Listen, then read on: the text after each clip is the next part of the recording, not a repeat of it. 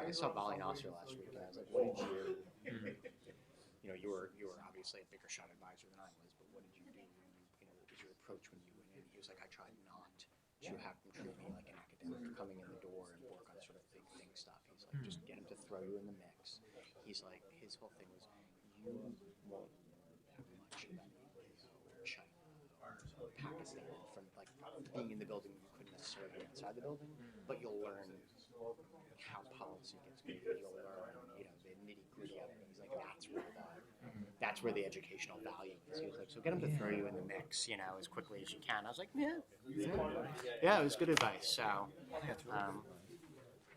all right, I'm gonna get started. Are you all set? Yeah, it's fine. Okay. Good afternoon, everyone.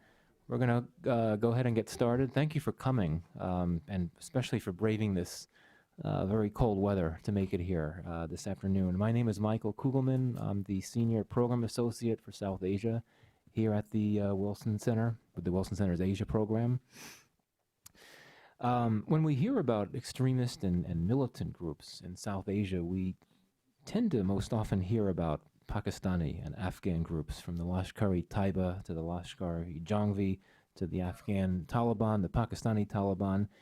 We tend to hear considerably less about Indian jihadist organizations, and really, to the extent that we hear about internal security threats in India at all, we mostly hear about things like communal sectarian violence and about insurgencies like the Maoist rebellion. So for this reason, Stephen Tankel's new study of the Indian Mujahideen, or IM, is quite novel and really very, very significant. There's compelling evidence that the IM has been involved in a number of terror attacks in India in recent years. And as some of you may know, the group has been in the news in India just in the last few days after reports surfaced that it was planning to abduct Arvind Kejriwal, the new chief minister of New Delhi. So in his study, Stephen describes the IM as an indigenous organization driven by very Indian grievances, yet also supported by and connected to external extremist organizations elsewhere in South Asia. And he, in fact, sees the IM as part of a larger group of Islamist militant entities operating inside India, many of them connected to the likes of the LET, the Lashkar-e-Taiba, among other organizations. The Wilson Center's Asia program is quite delighted to have had the opportunity to publish Stephen's study, which is available for free download on our website. And in fact, there are flyers just outside that explain exactly how to access the report, and I invite you to check it out if you haven't done so already. So in just a moment, Stephen will give an overview of the report and the topic and its findings, and then we'll have plenty of time for discussion. But just briefly, by way of introduction, Stephen Tankel is an assistant professor at American University here in town, and also a non-resident scholar at the Carnegie Endowment. He was a Wilson Center Public Policy Scholar in the summer of 2012, and in fact, he spent some of his time here working on the research that's highlighted in this report that we're going to be discussing today. His research focuses on insurgencies, terrorism, non-state armed groups, various political security issues in South Asia, and U.S. policy responses. He's conducted field research in South Asia, but also in the Middle East, North Africa, and the Balkans as well. And he's the author of Storming the World Stage, the story of Lashkar-e-Taiba, which is seen as a seminal scholarly product on the Lashkar-e-Taiba. So with that, I cede the floor to Stephen. Am I on? Yes. Okay, great. Michael, thank you for the incredibly kind invitation. Thank you to you and to Bob for your support on this project, and to the Wilson Center for hosting me here. I'd gotten back from a couple months over in India and Bangladesh doing research, and the Wilson Center was kind enough to host me while I sort of worked on some of the back-end research for this. And it was an excellent environment because I could go around and talk to different folks who were experts in South Asia, experts in terrorism, experts in insurgency. And so I'm delighted to have had the opportunity to publish this report here. and thank you all for coming out on a cold day. I know that I was working from home today, and when I was about to leave my house and go down here to give a talk, I thought, I don't really want to go. It's really cold. So I had to be here, and I really appreciate the fact that all of you came out today as well. For those who have read the report or are familiar with Indian Jihadism, one could almost sort of look at it like just a phone book of names in one sense, right? Because it's a network of networks that we're talking about, and so we're talking about lots of different individual actors. And I'm going to try to take a step back from that level of granularity, although you will see that in the report that I do try to tease out a lot of the personal connections and their importance using a database that I and other researchers at American University constructed of people who were involved in or accused of being involved in various attacks going back to the 1990s. Today, what I'd like to do is hit some of the higher points, talk through sort of the seeds of Indian jihadism, the several different phases that it's gone through, dig into the dynamics a little bit, and then leave ample time for discussion afterwards. And that's how I'll sort of divide my talk today. And so I'll start just by talking about what I would consider to be some of the domestic seeds of homegrown terrorism, because as Michael alluded to, the Indian Mujahideen is first of all, it's part of a wider Indian jihadist movement that is quite disparate. What those actors share in common is that they are motivated primarily by domestic grievances, and so it is an indigenous phenomenon. That said, Indian jihadists, including the Indian Mujahideen, are significantly more lethal as a result of external support, primarily but not solely from Pakistan and Pakistan-based actors. So what I'd like to do is just start by talking about some of the seeds of that homegrown terrorism, and then talk about broadly what nurturing that movement looked like, and then, as I said, get into some of the phases of development. In terms of domestic grievances, a good place to start, of course, is socioeconomic grievances. Without digging too far into the details, although I'm happy to get into this during the Q&A, it remains a fact that Indian Muslims are on average, less well off socioeconomically, have harder time with unemployment, lack of education, access to jobs in the bureaucracy, in the police service, etc., than do the Hindu majority. And this is not just abject poverty, this is also relative deprivation. So this is, and those who are familiar with drivers of insurgency and terrorism, Ted Gurr's Why Men Rebel, will know that relative deprivation is very often a driver for some people to become involved in militancy. At the same time, this was highlighted by the rise of a Hindu nationalist movement, especially during the 1980s and 1990s, that set out to do exactly what the name suggests, which is, to promote Hindu nationalism. India is, of course, a secular country, but these were actors who pushed a Hindutva agenda.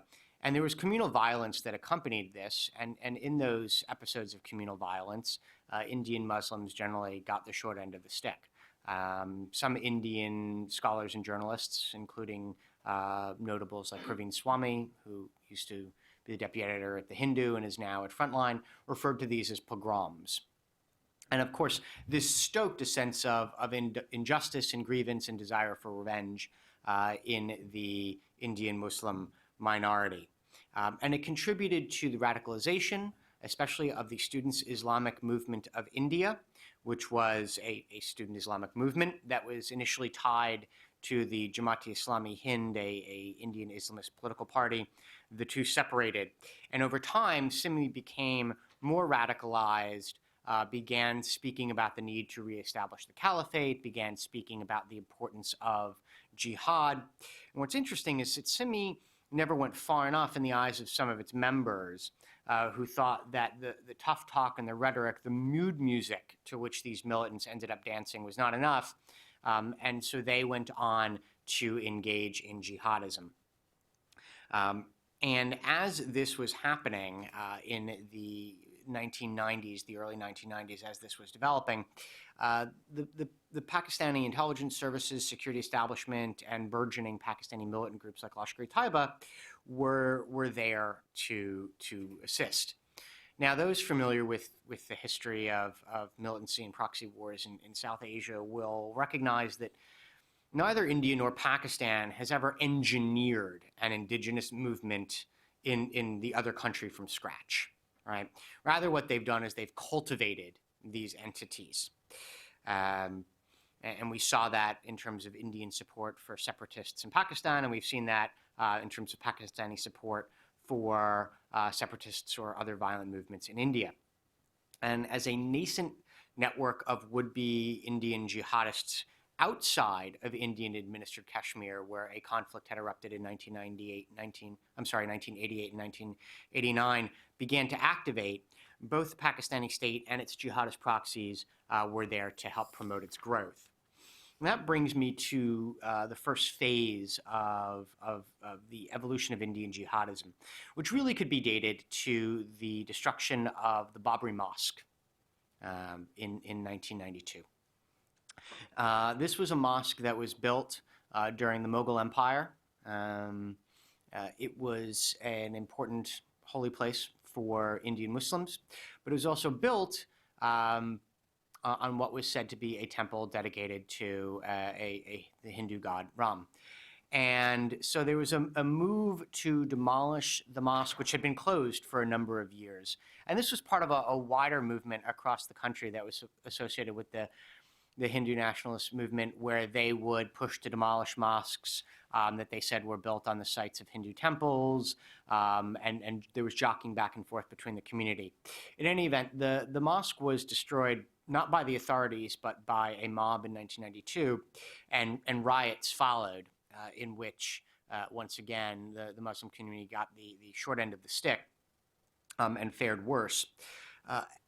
And this was seen as a communal spark, at which point some of these actors, people who were still in Simi at the time, or people who were associated with different organizations as well as with organized crime, began to see that they felt that they had to take matters into their own hands, that established Muslim community leaders were not pushing back hard enough.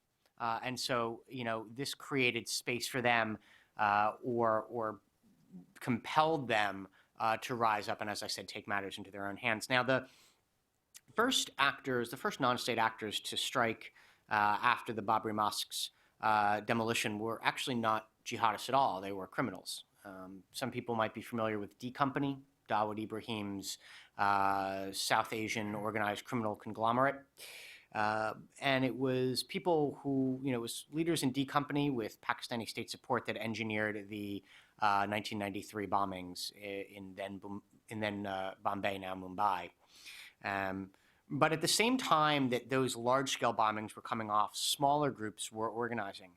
One that I write about in detail in the report is Tanzim Islahul Muslimin, which I'll just refer to as TIM.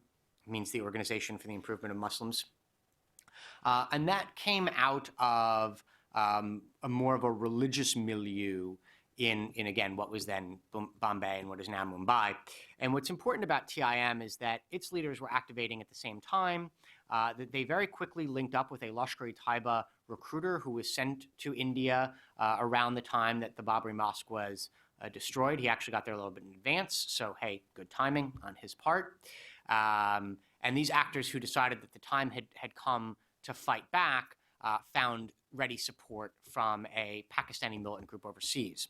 And some of the leaders of TIM became the nucleus for Lashkar's Indian networks. At the same time, you begin to get the development of a separate network of individuals that came together under the banner of the Asif Raza Commando Force. I read about this in the report as well. I'll refer to it as the ARCF. These were actually members of organized crime, one of whom had been locked up with a British Pakistani militant who is, his claim to fame is that he was involved in Daniel Pearl's kidnapping and assassination. At the time, he was tied up with Pakistani militant groups. He's also from where I got my master's degree, London School of Economics. So, yay, alma mater. And he, I'm trying not to get too deep into the weeds with too many different names. The important thing is that this chap who was working for a Pakistani militant group radicalized some of these members of Indian organized crime who were his cellmates. And when they got out, they got involved in jihadism. They also remained involved in criminality. They were involved in both. And that was one of the important sort of themes to take away from this is the continued interplay between Indian organized crime and the Indian jihadist movement over the years. In any event, after one of these mafiosos, Asif Raza, was gunned down by the police. His brother founded the Asif Raza Commando Force, and that became the forerunner of the Indian Mujahideen. The other theme that I'd like to highlight right now is that members from the ARCF and from TIM both received training in Pakistan, but they were motivated by indigenous grievances. The second phase of the Indian jihadist movement, I would date as beginning around the turn of the century, 2001, 2002. Here I will simply note that during the 1990s, TIM, ARCF, and others who began to activate became involved in low-level bombings. And in a third theme that I will highlight for you now that became a long-running theme, unfortunately, because of the external support from Pakistan or Pakistan-based actors, these were seen as attacks by Pakistan or Pakistani operatives. They were not seen as domestic terrorism. And so the domestic drivers and the involvement of locals who were self-activating rather than being, recruited from the top down was overlooked. And that would continue to be the case up until probably about 5 years ago. So in any event, all of that was happening during the late 1990s.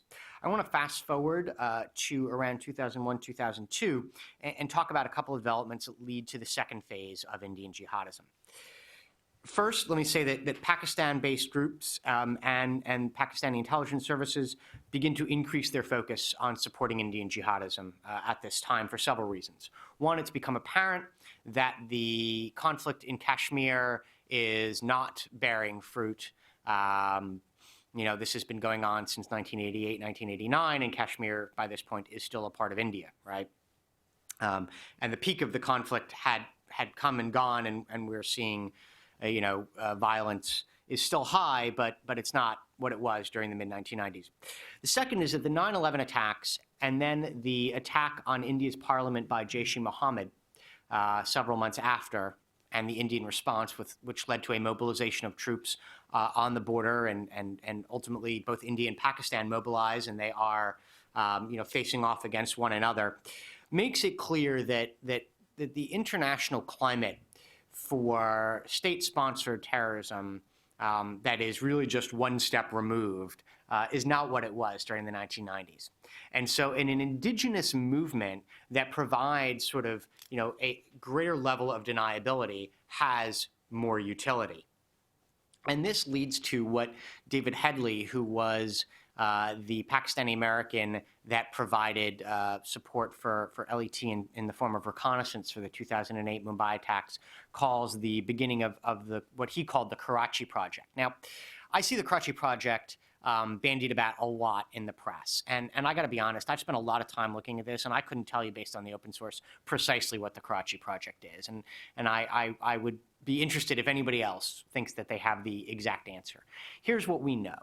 We know, or we think we know, that Pakistani intelligence and Pakistani militant groups seek to expand their support for Indian jihadist elements, and that there appear to be several different setups associated with LET that are based out of Karachi that are responsible for liaising, for providing this support, for facilitating the support, etc. Headley calls that the, quote, Karachi Project. The important thing here is that this begins to come about in 2002, 2003 as a result of some of those regional and international developments that I spoke to, but also as a result of activities and developments within India. Once again, external support is still acting as a force multiplier, not a driver. And I will highlight the two key domestic developments that take place at this time. The first are the Gujarat riots, which take place in 2002. By official estimates, about 1,000 people are killed, over 700 of whom are Indian Muslims. Unofficial estimates put the death toll much higher. Perhaps more important than just the death toll is the fact that there was and appeared to be official complicity by the Indian authorities and police in Gujarat. Now, the current Indian prime ministerial candidate for the BJP, Narendra Modi, has, to this stage, been cleared of all, of charges against him. He's been found guilty of no involvement in these activities, overt. That said, people in his administration have been found guilty, and it's certainly the case, that if there was not complicity at the highest levels, it appears that the response by the authorities was not nearly as aggressive as it could have been to head off the riots that were taking place. And this, on top of the Babri Masjid, sort of catalyzes this desire for revenge in a whole new crop of Indian youth at this stage. At the same time, Simi's banned. Now, that allows the police to go in and raid Simi offices and arrest people, et cetera, et cetera, et cetera. So it has a law enforcement function, but it also drives Simi further underground and contributes to the further radicalization of more possible militants at this stage. And Simi becomes not a terrorist organization in its own right, but a feeder and a recruitment pool for the Indian Mujahideen, as well as for various Pakistani militant groups at this time. And you get the development of multiple networks in India. You have Lashkar networks. You have networks in Hyderabad, India, which is has a history of communal violence that are connected to LET as well as other militant groups. And you get the network that ultimately comes together to form the Indian Mujahideen, led by, their name is by the Shabandri brothers. They're known as the Bakhtal brothers because they are from the Bakhtal region. And you get them beginning to come together and send more people for training. And you get what one Indian expert on this described as a more fluid dispersion of Indian militants to Pakistani camps than we'd seen hitherto, to Lashkar, but also to Jaish, Harakat al-Mujahideen, and others. We also see increased involvement of a group in Bangladesh called Harakat al-Jihad-e-Islami, I'll call it HUJB, in terms of providing weapons and, over time, explosives material as well. And this brings us to the third phase, which begins in 2005 when the Indian Mujahideen activates and announces its presence in 2007, but it begins launching attacks in 2005. Just a couple points about this phase. First, external support continues, but the IM becomes increasingly indigenous. However, the Indian authorities are still not attuned to this. If one looks back at the press clippings, the overwhelming number of attacks, and I count at least 10 that were IM attacks during the 2005 to 2008 time period, the overwhelming majority of those are not blamed on the IM. They are blamed on Lashkar-e-Taiba, or on Harakat al-Jihad-e-Islami, or in one case on some poor guy whose gas grill accidentally exploded. That was actually the IM's first or second attack, if memory serves. We move, the IM moves from foreign explosives, which is colloquially termed RDX, that was being sourced from Bangladesh, to locally sourced ammonium nitrate. And that happens because the guy who's smuggling the stuff across the border is arrested. But by this time, one of the Bakhtal brothers has found a way to source local ammonium nitrate locally. And essentially what this means is it indigenizes the movement further. So by about 2006, 2007, you've got Indians building the bombs, you've got Indians choosing the targets, and you've got Indians triggering the explosives, or the explosions. And in 2007, to distinguish themselves from LET and from HUGB, which, as I said, were still being blamed for this terrorist campaign, the IM begins declaring credit for these attacks via email. This is likely intended to emphasize the IM's homegrown qualities and to highlight the domestic grievances that fueled its rise. These domestic grievances were, of course, obscured the more that foreign militants were blamed for these attacks. Finally, it's worth noting that in addition to wanting their grievances to be taken seriously, there are indications that IM leaders worried that acknowledging any association with foreign entities like LET or HUGB, which of course they still had, would taint their cause domestically. And so it made strategic operational sense for them to sort of push themselves out there as an indigenous unit as well. This is the high water mark, 2007, 2008, in terms of lethality. You get, in addition to those attacks that I noted that are IM attacks, you get some that are unclear, the most notable of which are the 2006 Mumbai blasts. I've seen those described as an IM attack, as an LET attack, as a joint IM-LET attack. The fact of the matter is we still don't know for sure precisely what went down there. And that's part of the problem, right, is that plausible deniability works, and it does help to obscure things and to make things more confusing. And you've got an indigenous movement that is more lethal as a result of external support, right? And so it's confusing for the Indian authorities, compounded by the fact that, as I said, they continue claiming folks from abroad. The IM becomes more cohesive, but even at this stage, it's still a loose network. But because it becomes more cohesive, that means that if a part of it is taken down, it can have reverberations throughout a greater part of the network. And that's precisely what happens at the Batla House sort of apartment complex in Delhi in late 2008, where an encounter there leads to the module that was responsible for most of the attacks during the 2007-2008 high water mark being unraveled. The arrest of one of the key leaders, the Bhatkal brothers are forced to flee, others are killed. They roll up probably about 50 folks over the next several months, which leads to the fourth phase, which really begins in about 2009. And I'd say, you know, we might still be in now, and I'll come to why we might still be in it in a moment. And that's a regenerating phase. During this time, Bangladesh also becomes less hospitable in terms of safe haven and other types of support because of the administration that's in power there. But the ability to find safe haven in Pakistan and to travel from there to the Gulf, especially Saudi Arabia and the United Arab Emirates, enables IM leaders to regroup and to rebuild. Attacks begin again in February 2010 with the German bakery blast. I think that's on the cover of the report for those who have it.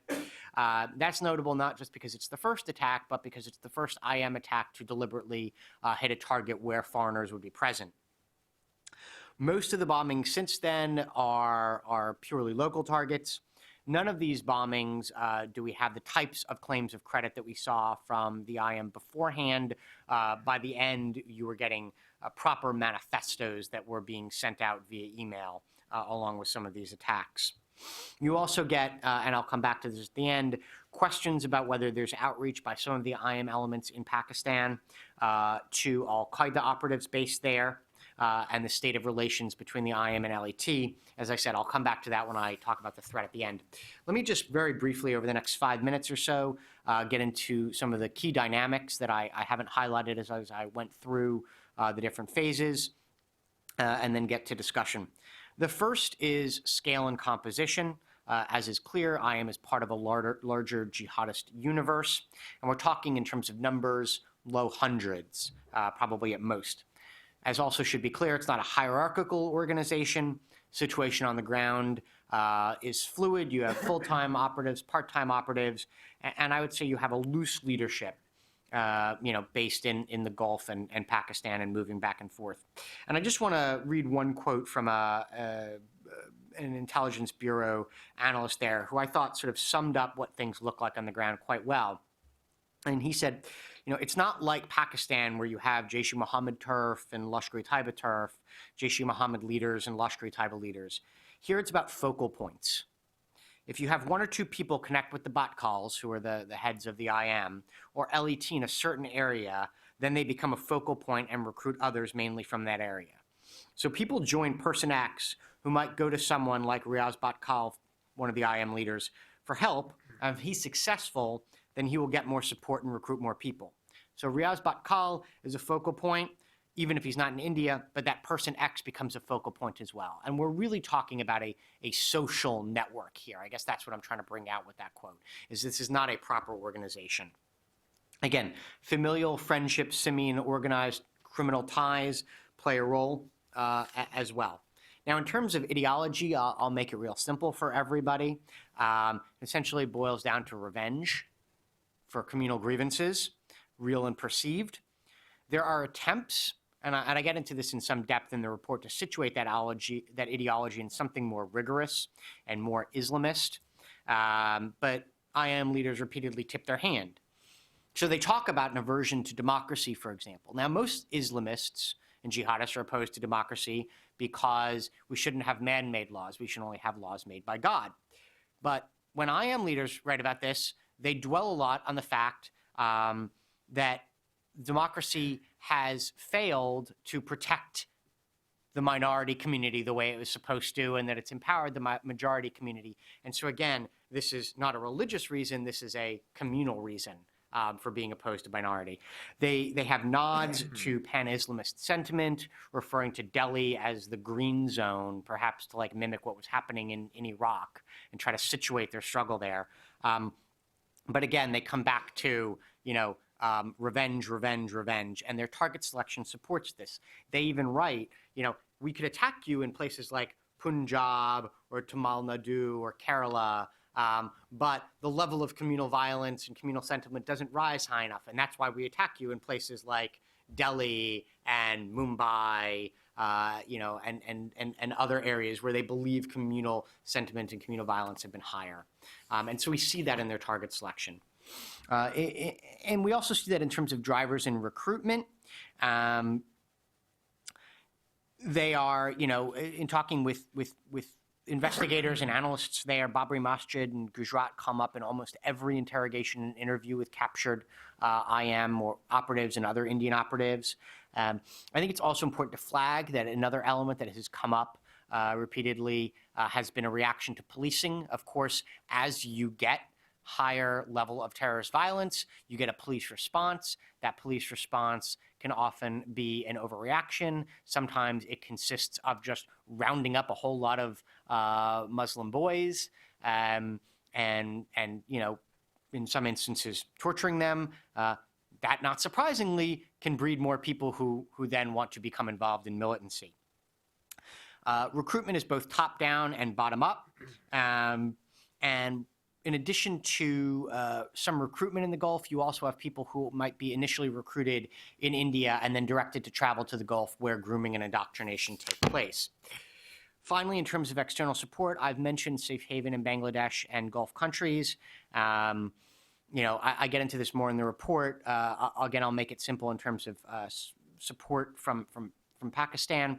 Safe haven, yep, it certainly appears that they are still providing safe haven to some IM leaders.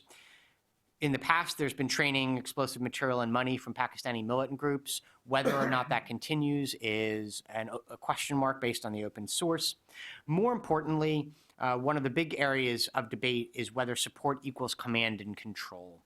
There's anecdotal evidence of both encouragement and restraint by Pakistani intelligence services vis-a-vis the Indian Mujahideen, but that's anecdotal, and we don't really know who instructions are coming from. The late B. Raman, who is an excellent Indian analyst, made the point that there's a lot of retired ISI running around. There are people who are posing as ISI, but come from another intelligence service or may be from a militant group. There are people who are ISI but say they're retired. It's very difficult for people at such low levels, and that's, Indian operatives are, to really know who it is they're talking to and how high that level of direction goes. And that's not to exculpate Pakistan. It's simply to say that we just don't know how much of this is a wind-up toy and how much of this is really directed from abroad. And I think that's important to keep in mind, in terms of qualifying the threat and solutions. So in terms of the threat, this is an internal security issue, but it's one with an external dimension that should be clear. Indian jihadists are far more lethal as a result of external support. You've heard me say that before, but they're not, certainly no longer entirely dependent on it. As with most terrorism, the threat is not just about, sort of the direct threat to life, although that is, of course, important and tragic when it occurs, but about how different actors respond to terrorism. New Delhi is unlikely to mobilize for war in the event that its own citizens are responsible for a terrorist attack. So that's the good news. But Pakistan's, alleged support, especially in the form of continued safe haven for Indian militants on the run, has become another hurdle to overcome as the two countries seek to navigate a peace process. The issue now merits discussion at some track to events. So in terms of the bilateral relationship, that's the bad news. Because the Indian Mujahideen is primarily a domestic phenomenon, it's unlikely to be too severely affected by the U.S. drawdown in Afghanistan. At the same time, if we see India-Pakistan competition heat up in Afghanistan, I think as many of us expect it will, and that leads to an escalation in proxy conflict, then the IM is another potential quiver, right? Another potential arrow in Pakistan's quiver.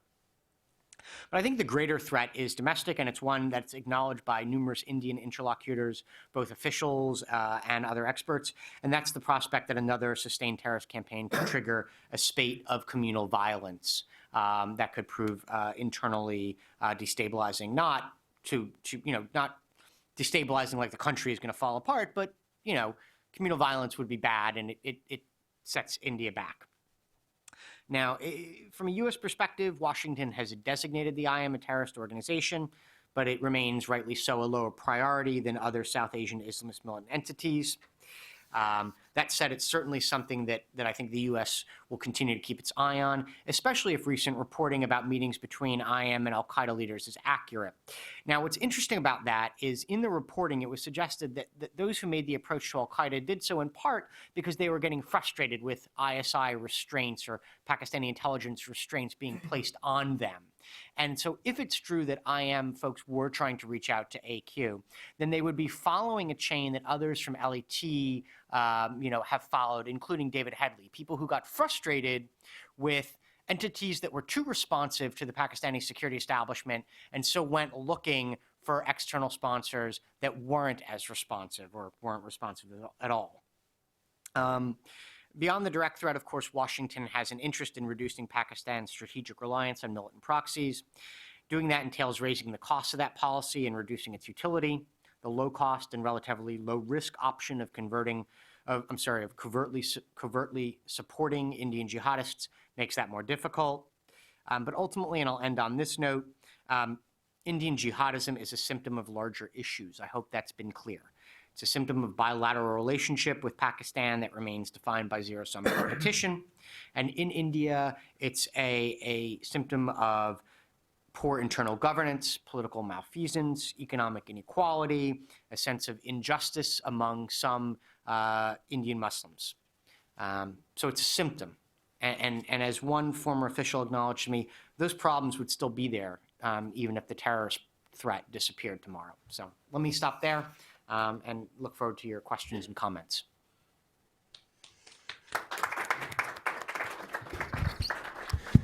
Well, thank you, Stephen. As expected, it was a very interesting and quite a thorough examination of the IM and this broader Indian jihadist movement. Let me get the discussion started by asking you a question about how to define this threat.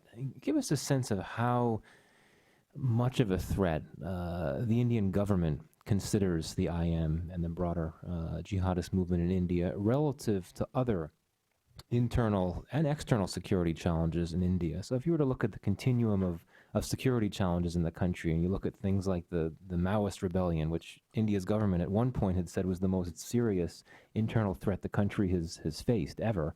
If you were to look at China, look at Pakistan, how does this story fit in to that? Yeah, I think that's an excellent question, and one that I asked every Indian interlocutor, official and non-official, that I met with. Also, let me say thank you for when Michael says that was a very thorough presentation. I think that's a very kind way of saying you weren't as tight and short as you said you were going to be. So what I found interesting was one gets different responses from different folks depending on who you're speaking to. I think let's take the threat from China and put that aside because that I think is a wholly different animal in terms of what India is confronting. But I think keeping the Pakistani threat on the table is important, right? Because one of the questions I asked is, do you see the IM as a bigger threat or a bigger problem than Pakistani militant groups, right? And of course, sometimes one needed to sort of break through the idea that the IM wasn't just another Pakistani group. And where do you see it vis-a-vis the Maoist insurgency? Those were some of the areas that I was looking at. And here's what I found was interesting. People in the government and sort of the security community who dealt on a geopolitical level tended to see Pakistani militant groups as a bigger threat, right? And that's the main threat coming from Pakistan is Pakistan-supported terrorism. So, for example, Lashkar-e-Taiba. And their thinking was, look, LAT can do, it has greater capabilities and capacity. It can do a lot more damage, right? And it's got sustainment. It's going to be there for as long as the Pakistani state wants it to be there. I would argue it might be there longer than some of the Pakistani state would like it to be there because they're going to have a disposal problem if and when they try to get rid of it. But anyway, their point was, it can do a lot more damage and it can provoke more of a geopolitical crisis, right? Because they acknowledge we're unlikely to start a war if our own actors are involved, right? If it's our own guys.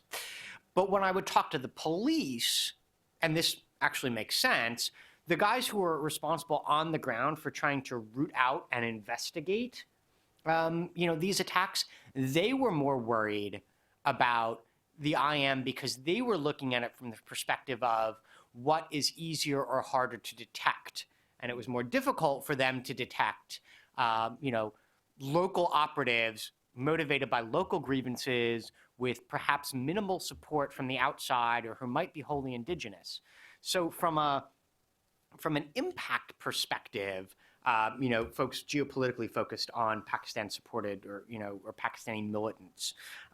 From a detectability and harder to prevent, they focused more on the Indian Mujahideen. The one wild card, was the question of communal violence. And that's where things got to discussions about the Maoists versus the Indian Mujahideen. One of the concerns about the Maoists, right, is that it's a domestic insurgency that speaks to domestic grievances and that could develop as, now it's probably, I would say, and I'm not an expert on the Maoists, but my sense is that it's peaked, right, in terms of what it can accomplish, but it's also its own staying power, and it's an area where India has significant, resources that it's trying to mine, etc. And because it speaks to challenges to the Indian political system, it is a threat in that regard. And those folks tended to also see the IM as a potential threat, not in terms of, again, the specific attack, but in terms of how people respond and the concerns about another cycle of communal violence. Because it is important to point out, Indian jihadism arose in large part in response to communal violence by the Hindu community. And I didn't get into it in my talk, but we had several instances of attacks by Hindu terrorists because they felt that, the government wasn't responding duly to Islamist violence. And so you had bombings of, the mosque in Hyderabad, for example, which was initially blamed on the IM and then later, found to appear to have been the work of the Hindu right. And so there is that potential for a ratcheting effect between the two communities, and there is concerns in terms of that kind of a threat. Okay, thanks. So let's hear what you all have to say. If you, before you ask your question, if you could give your name and affiliation, and also please wait until you have a microphone in front of you before you ask it, because we're webcasting this event live. So, yes, start with you, sir.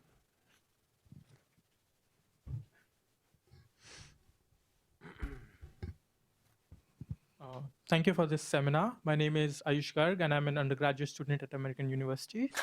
So I come from India. I'm an international student. So my basic question, an overview of my question first is that India as an entity has never been able to create a secure state. And so do you think that the Indian government's categorization of IM as an external terrorist organization is tied to India's visceral need or like imminent need to, distinguish IM or other such organizations as Pakistani-sponsored terrorism to play to Indian publics or the population's, perception of the two countries' violent history? And if so, do you ever think that the Indian government will ever, publicly or in a large regard, recognize IM as an indigenous movement, which you claim to be? And in this regard, I refer to the 2013 July bombings in Bodh Gaya, Bihar, where an IM suspect was arrested. But the Times of India, the Hindustan Times, or all the major papers in the Indian media painted IM as an external organization with no mention of it as an indigenous movement. Okay, thank you for a great question. I expect nothing less from an American University student. I say that sitting next to an American University alum. First of all, I think it's important to acknowledge that, or to state that the Indian government, Indian officials have acknowledged the indigenous quality of the Indian Mujahideen.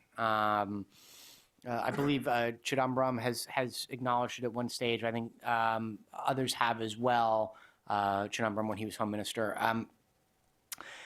So, whereas the media may position it as a Pakistani entity, there are certainly Indian officials and Indian journalists, and I would point to, Praveen Swami and Shishir Gupta, who wrote a book about, the Indian Mujahideen and its domestic origins, that certainly acknowledge that it's a domestic movement with indigenous grievances.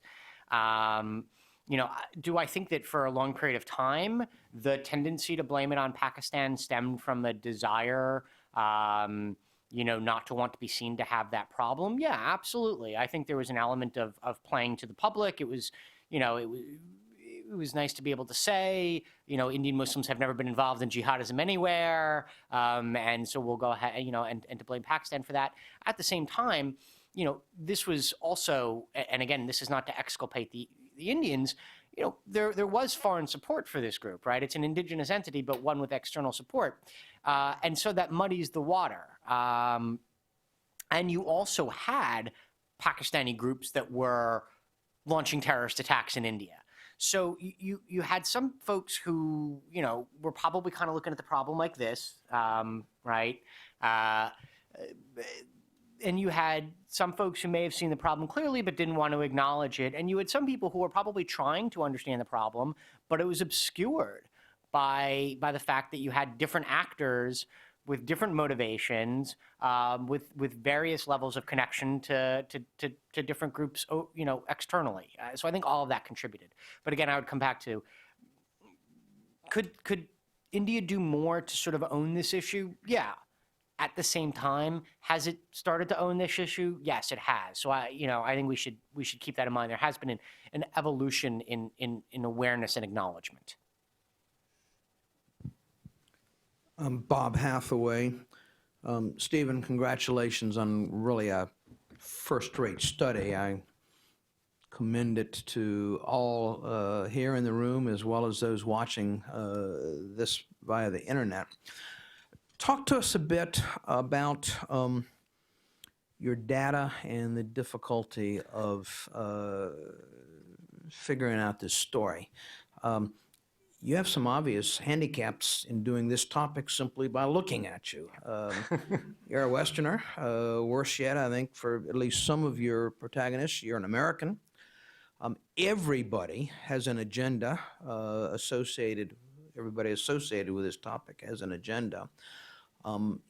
You're dealing with a shadow war by shadowy actors. The Indian Intelligence Service is almost certainly the source for much of your information. They have their own agenda. none of the potential sources of information can necessarily be regarded as honest brokerness. How do you sort of sort out the facts from the non-facts, the known from the unknown? You mentioned, for instance, an attack that was originally attributed to the IM and then subsequently became clear it was carried out by entirely different actors.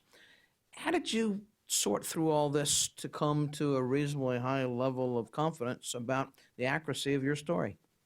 Carefully. No, it's an excellent question. There's a reason why Indian jihadism is an understudied phenomenon. It's really difficult to study. You know, and I say this as somebody who wrote a book about Lashkar-e-Taiba. I found IM, their story, the Indian jihadist story, that much more difficult to penetrate. First, let me say that the approach that I went through several steps. First, I tried to always triangulate in terms of my sources. So I tried as often as possible to follow a policy of dual sourcing and to avoid circular sourcing, right? So not to cite the Indian intelligence official that I interviewed and then to cite the newspaper that cited an Indian intelligence official. So I would try to use, where I used media, I would try to use, journalists that I knew and whose biases I knew. I would also try at times, and this is not a knock on the Indian media, but also to look at reporting by Western news sources when there was, and to look at reporting in Pakistan as well when there was reporting. I tried to triangulate between my interviews with Indian officials and with Pakistani officials and with Pakistani militants as well. So some of the information, stemmed from interviews that I'd done with people in Lashkar-e-Taiba, where they had opened up to me about some of the stuff that they were doing in India. Not quite sure why, but they did. And some of the interviews that I'd done with Pakistani journalists and Pakistani security officials, and as I said, Americans as well. So to try to triangulate between those different intelligence services, between the intelligence services and the journalistic community, between journalists from different countries, and then I went and I combed through, and I, along with researchers at American University, gathered all the charge sheets that we could gather, and went through all the newspaper accounts that we could go through, and built a, somewhere between 500 and 1,000 person database of all the people who were alleged to be involved in these attacks, and then started whittling it down based on information that we could, come close to verifying. And in that regard, the Indian Mujahideen's own writings were helpful, things that they put out into the public domain. And then taking away sources or pieces of information that were clearly false or not verifiable. So it was a long and arduous process, and I think I might even have it in there. The caveat with this is, of course, that I'm sure there are factual inaccuracies in here. And I'm not. I say that and with no shame, because when you study clandestine militant phenomena, there are going to be factual inaccuracies. I can tell you, I think I wrote a pretty good book on LAT, and I look back at that now, I'm like, oh, that was wrong. I know that until 4 years later. Right, but the broad trends, I think, that I identify, I'm pretty comfortable in those broad trends in terms of the evolution of the movement and in terms of the dynamics. And I also tried throughout the report, as I'd done with LET, as I do with most of my writing when writing on these types of issues, where I'm not sure of something, to say, look, we just don't know. We don't know who's responsible. We don't know this or we don't know that. Here are some of the different things that are happening at the time. Here are some, and it might indicate this and it might indicate that, but let's be honest, at the end of the day, epistemologically, we don't have certainty. Makes good sense. Yes. Tom Timberg, consultant. A couple of supplementary questions that your last answer has sort of raised. You said a database of 5,000. 500 to 1,000. 500 to 1,000. Yeah, I don't have the exact number to hand right now. Okay, no, then that question doesn't have to be asked. But a question of tendency. Do you have some sense about whether the number involved is growing or declining? And then I'd ask you to do a little speculation, which is, would a prime ministership involving Modi have any effect in either direction? And is the fact that the two most recent things, of course, and this space have been this stuff in Meerut, etc., near Delhi, has there been a change in the geographical or other social sub-characteristics of the people who've been recruited over the last several years? Do I have a sense of whether the number's expanding or contracting? Not really, no. Because those numbers are most easy to pin down sort of after the fact, right? I think we'll have a sense of what the numbers look like now in a year or two, if we go back and we look at the data and we look at the arrests and we talk to people from different services. I don't have the sense that the number is more, has ever been, more than we're talking, like I said, we're talking in the low hundreds here. And I think it's also important to distinguish, because we can't put a hard quantitative number on it, qualitatively. It's important to distinguish between people who are full-time committed militants and people who get caught up in this part-time, who contribute facilitation rather than taking part in attacks. The people who are taking part in attacks actively is much lower. And even there, you have people who are working, and then going off and doing these things, right? When people have been arrested, sometimes they've been arrested and they've had like a job. It's not the same as with a group like Lashkar-e-Taiba or even with Al-Qaeda or, Al-Qaeda in the Arabian Peninsula or whatever, where you have people who are full-time 100% in the organization. IM guys aren't always drawing a salary. They don't have an ID card. And in terms of whether the recruitment is changing, what one can begin to tease out, but would need more research, is a move towards greater financial inducements, right? Because you're getting beyond a generation that was influenced by Babri Masjid or Gujarat. And so people who are getting sort of brought into this because they're being, they're being cultivated sometimes with money as well as with ideology or anger. But that's just, I was beginning to see that with some of the arrests towards the tail end of my research. And again, that's the kind of thing we could go back and I think in a couple of years and look again. As for whether Narendra Modi's, if he became prime minister, what that would mean, do I think that those who are trying to recruit will make the most of it? Absolutely. Will they have some success? Sure, they might. But I don't necessarily know that his election on its own would suddenly drive hundreds of people to become militants. I think it's important to understand that militancy, going off and joining the Indian Mujahideen, I mean, these are people who in many of their communities have brought shame to their families. Some of their families have disowned them. You are living an outlaw life in a way that if you go and you join other militant groups in that region is not necessarily the case, right? You can walk tall with pride if you're a member of LET or Jamaat Dawa in some areas. Same with TTP. Even though it's an anti-state organization, Tehreek-e-Taliban Pakistan, and if you're in parts of the tribal areas. Not so for IM. You are living under the radar, and there's one guy who was arrested who, when he was asked why he joined, he said, "I just want to see myself on India's Most Wanted." Most of the guys don't want to see themselves on India's Most Wanted, right? So the barriers to entry are high. Question in the back, Alan? Thank you. I'm Alan Cronstadt, Congressional Research Service and AU alum, with a bad question this time.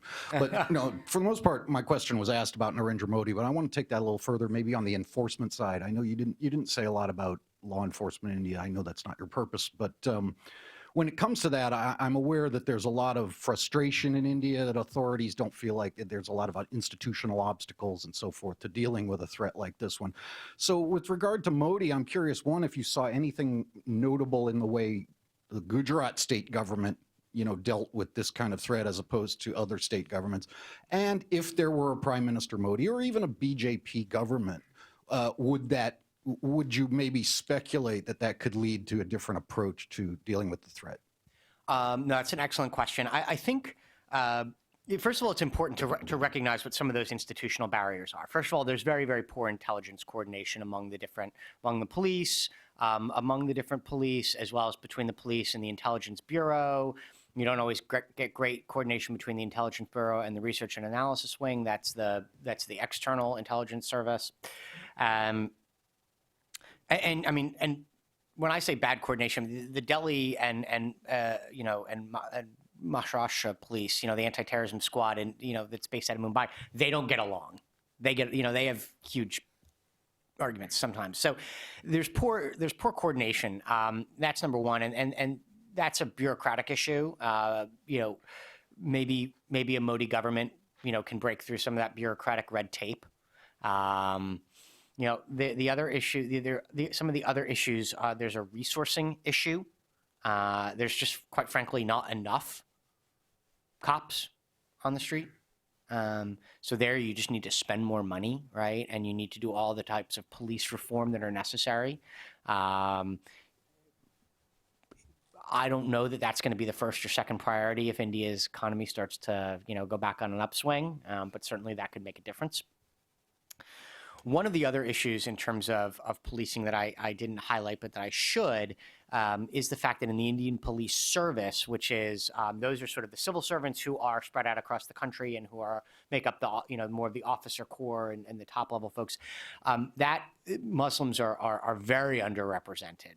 I don't have official numbers are hard to come by, but I don't know that there's any Muslims in the IPS, and if there are, it's very, very small in number.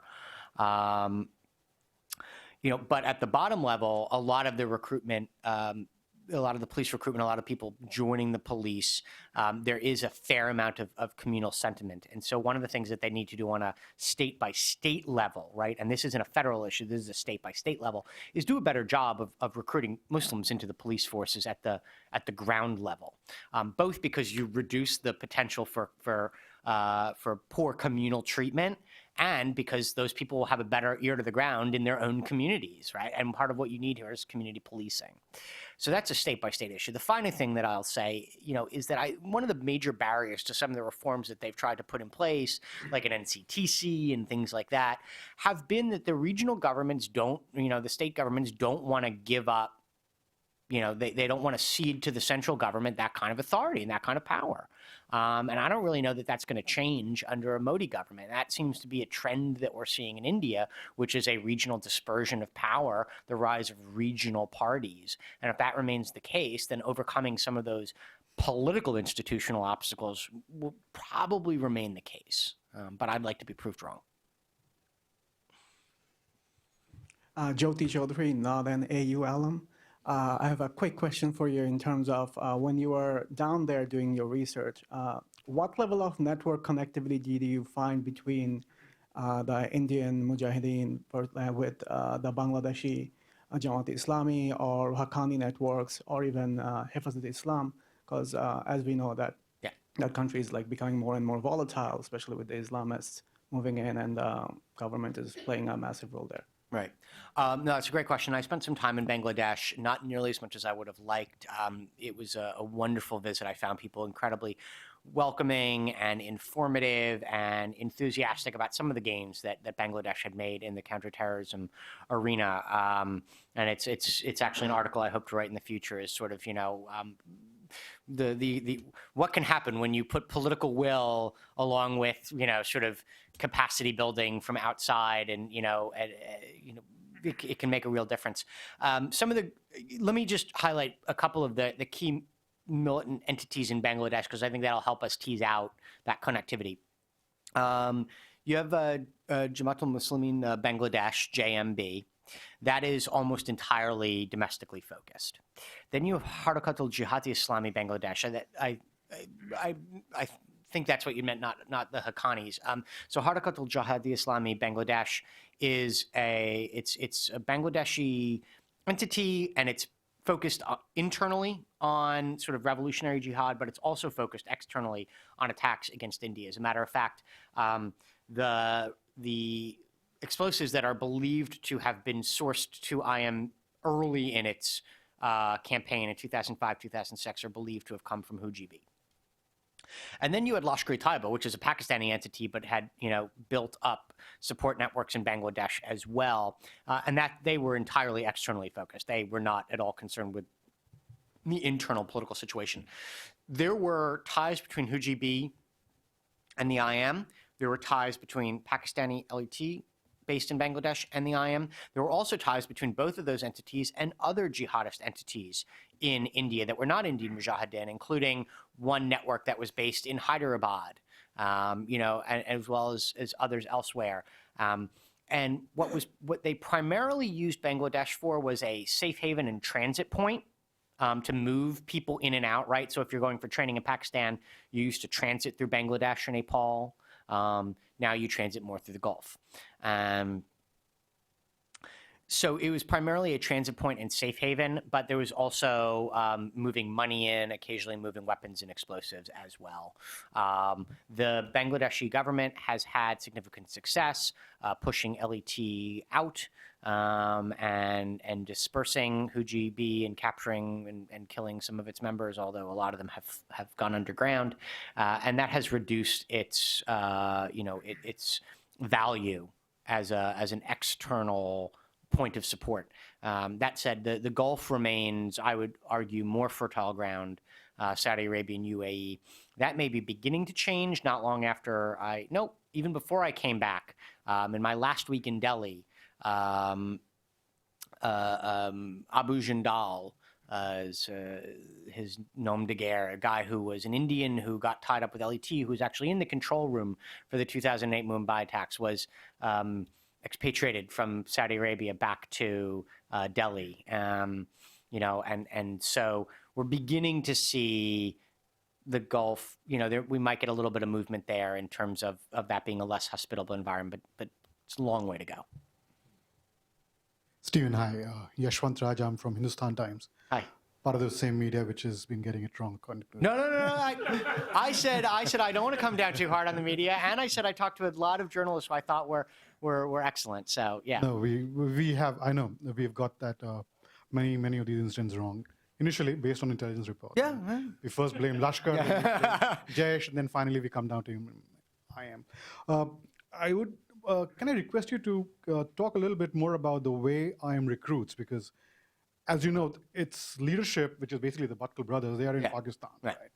And you said they have contacts all over, and they operate not like an organization, but like social networks. Yeah.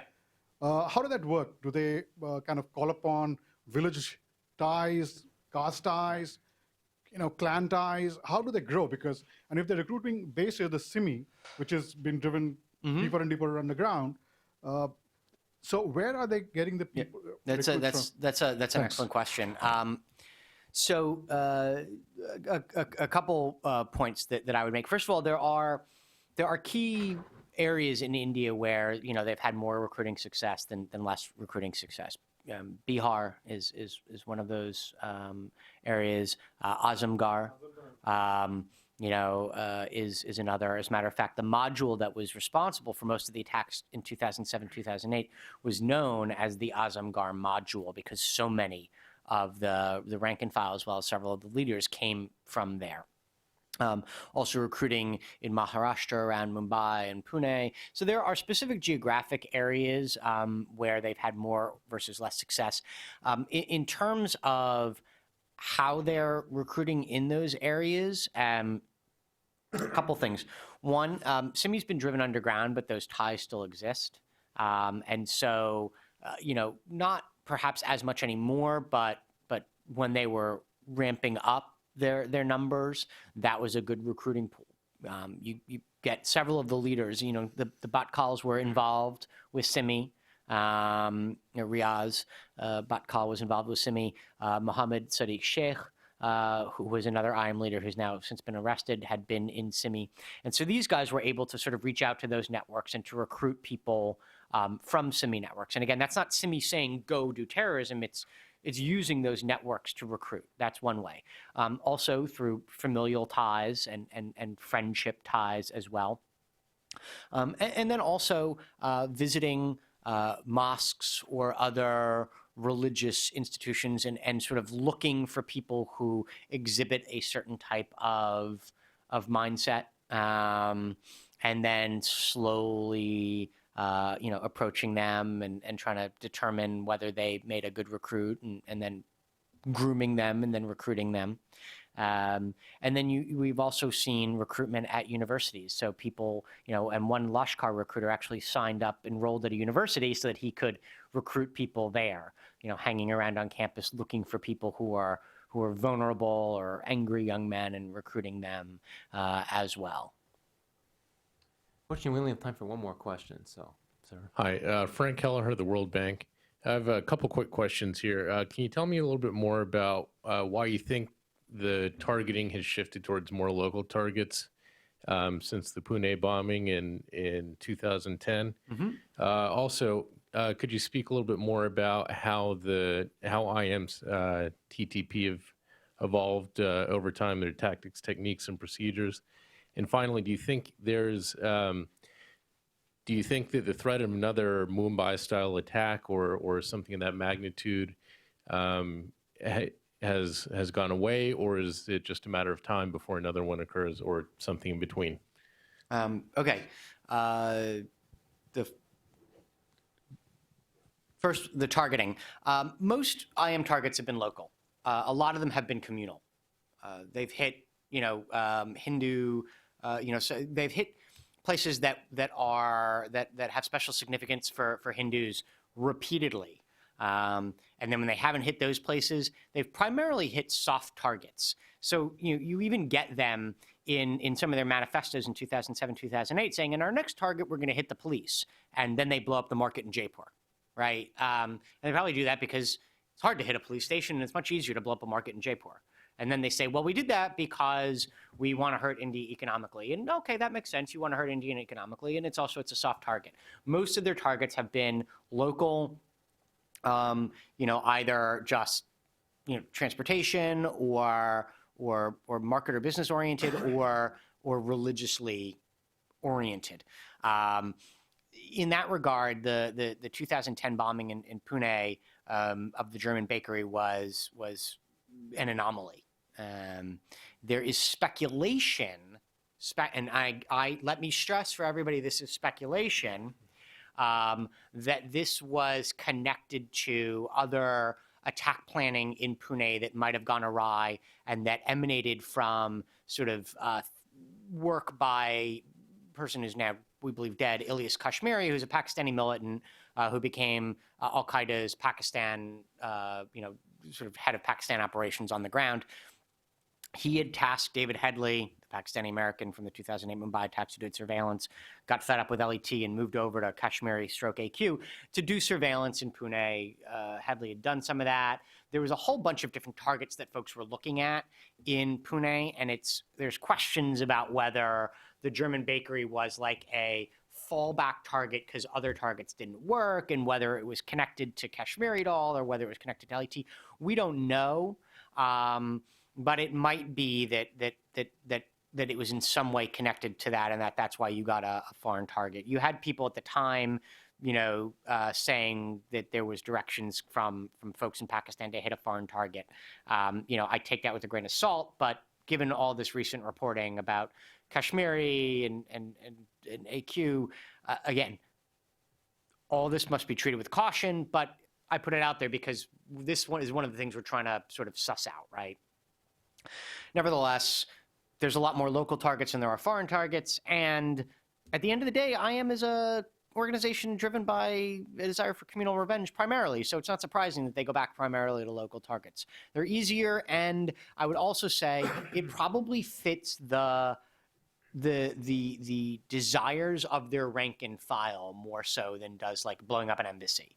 Right? If you're recruiting guys based on I'm angry at the Hindu majority, I'm angry at the Hindu state, then it's easier to get them to go and hit local targets. How did their tactics, trainings, and procedures evolve? Very quickly, first of all, this always remained relatively rudimentary. They had a couple of good bomb makers. Once they learned how to build bombs with, ammonium nitrate, that's primarily what they were using. One of the interesting things about the regeneration phase is that first they were using bombs that were built with RDX, which was sourced from outside of Pakistan. It's like, it's research grade explosive. It's military grade explosive. Then they moved to ammonium nitrate, which is much simpler. And then after 2010, you see them moving back. Sometimes they were using like ammonium nitrate with an RDX booster charge.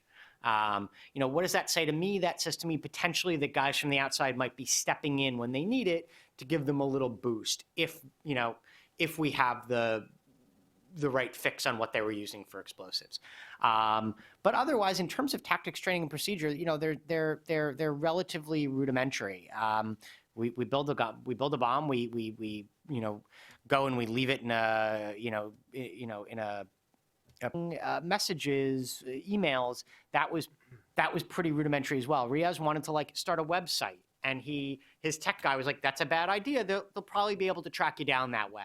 So instead, they drove around Delhi with the guy sitting in the back seat waiting until he got a Wi-Fi connection, and then he'd send the email, right? So they could boost somebody else's Wi-Fi.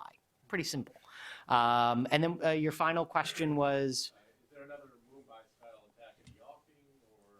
Not that I know of, but if I had that information, I guarantee you I would have shared it with folks. No. It's a fair question. I think it's a question that all of us ask. I think there's still a threat of an attack of that nature, but I don't necessarily think we should say one is coming, right? I've heard people say, look, you never go wrong by being like, one is coming, because you can always say one is coming. I don't know that one is definitely coming. I think that the threat hasn't disappeared, but it continues to loom large.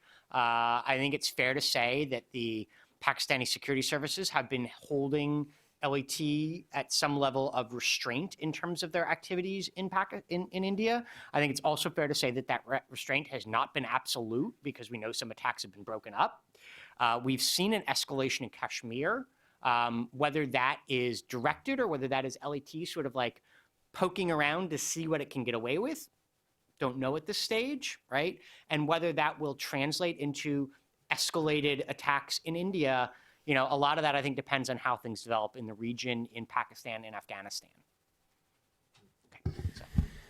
Well, thank you. And unfortunately, I'm going to need to release you back into the cold. But let me just say, this has been a very interesting hour and 15 minutes. Among other things, I didn't realize we were going to have an American University reunion here. But more significantly, given what's going to be happening in Afghanistan over the course of 2014, I think it's important that we all be aware of the full picture in South Asia in terms of what's going on with these various moving parts and what's oftentimes a very confusing story of militancy. So this India picture is really important input. So thank you, Stephen. It's always a pleasure. And if we could all give him a round of applause. Thank you all. Thank you.